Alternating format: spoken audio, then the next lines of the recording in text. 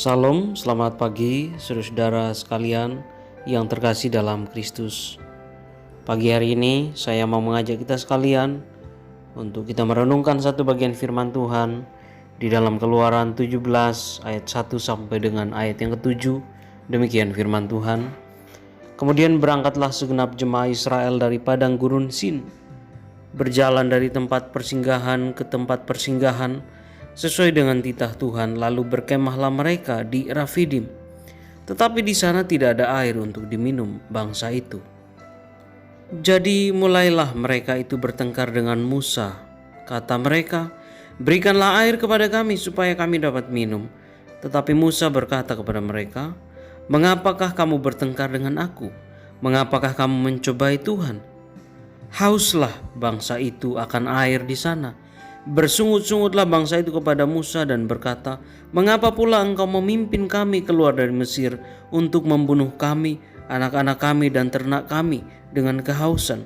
Lalu berseru-serulah Musa kepada Tuhan, katanya, "Apakah yang akan kulakukan kepada bangsa ini? Sebentar lagi mereka akan melempari aku dengan batu."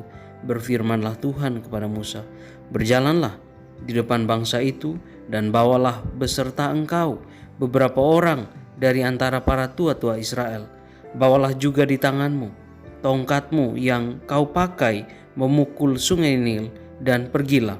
Maka aku akan berdiri di sana di depanmu di atas gunung batu di Horeb.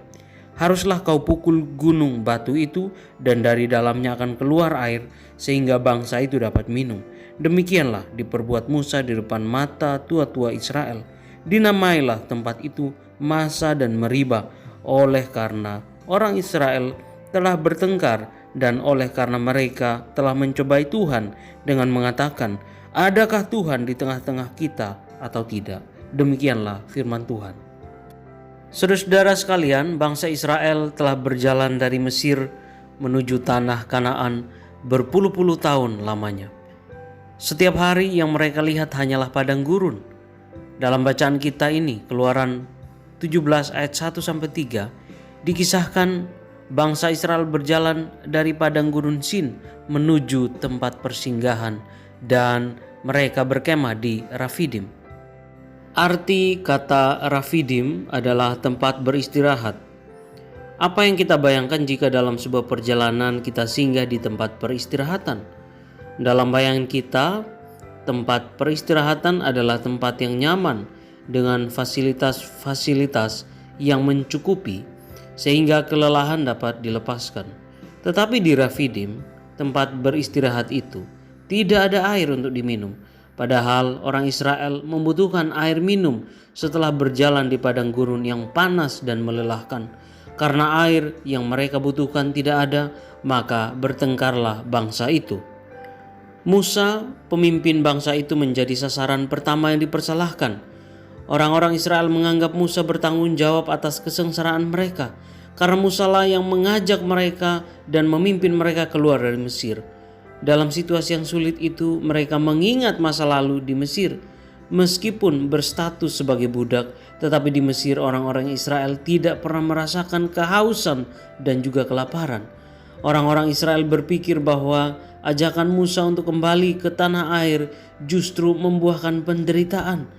Musa menyebut kemarahan dan sungut-sungut orang Israel ini sebagai tindakan mencobai Tuhan, sebab sesungguhnya Tuhanlah yang menitahkan agar mereka berkemah di tempat itu, dan sesungguhnya Tuhanlah yang merencanakan pembebasan bagi Israel. Adakah pengharapan di Rafidim? Persoalan yang dihadapi di Rafidim adalah bagi orang Israel mereka tidak menemukan air. Sedang persoalan yang dihadapi Musa adalah dipersalahkan orang Israel. Suasana tidak nyaman dirasakan bersama. Apakah hikmat di balik kesulitan Musa? Hikmatnya adalah seruan Musa kepada Tuhan. Seruannya adalah pengharapannya kepada Tuhan. Satu-satunya tempat berharap saat ini. Apakah yang dilakukan Tuhan atas seruan Musa? Tuhan kemudian menjawab kebutuhan Israel. Tetapi jawaban Tuhan tidak secara tiba-tiba seperti dengan menurunkan hujan saat orang Israel butuh air. Musa harus bekerja agar mendapatkan air. Musa diperintahkan berjalan ke Gunung Horeb bersama dengan beberapa tua-tua Israel dengan membawa tongkat yang dipakainya untuk memukul sungai Nil. Setelah sampai di Gunung Horeb, Musa harus memukul batu yang ditunjukkan Tuhan.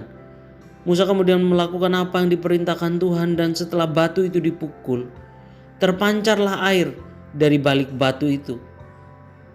Nah, saudara sekalian, setiap persoalan selalu ada jalan keluarnya jika manusia mau berdoa dan berusaha. Tuhan memberikan jawaban bahwa Ia layak diandalkan.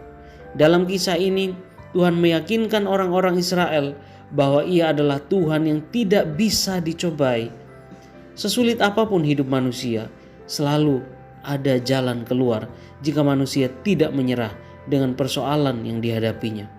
Di balik batu di Gunung Horeb terdapat mata air yang memancar, tetapi mata air itu tidak akan memancar jika batu di Gunung Horeb itu tidak dipecahkan. Tuhan kiranya memberkati kita di hari ini. Amin.